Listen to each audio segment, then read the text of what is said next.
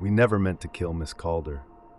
She wasn't even a terrible teacher, not really. Strict, sure, dry as chalk dust, but harmless. At least that's what I used to believe before everything went to rot.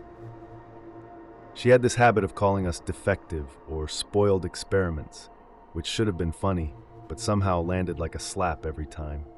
The first real crack happened when Rowan Pike chucked a history book at her head.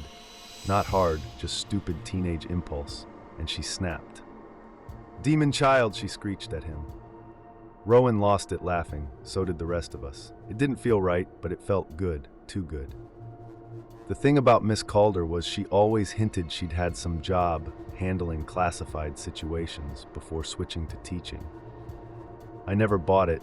She looked like one stiff breeze would knock her flat, but she always shut down any questions, muttering something about protocol breaches.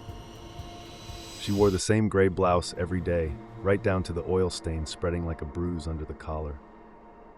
When Maya Lowell, our resident tryhard, asked if it was the same blouse, Miss Calder hissed, "Mind your place, rodent." Maya cried. We laughed harder than we should have. And that's when everything broke loose.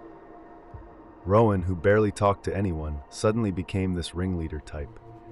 It was like a spell had wrapped around us, turning us into a single organism with one brain cell between us. We weren't friends. We weren't even friendly. But in fourth period math with Miss Calder, we were united, wrongly united.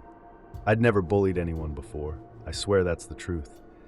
But she made something inside us twist, like she pressed on a nerve that shouldn't exist.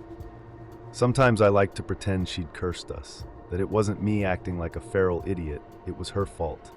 That fantasy made the guilt easier. Because in the end, the blame fell on us anyway.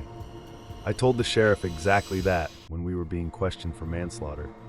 He gave me one of those sure kid smiles and wrote nothing down. Try explaining mind control to a man who thinks TikTok is witchcraft. It started innocently.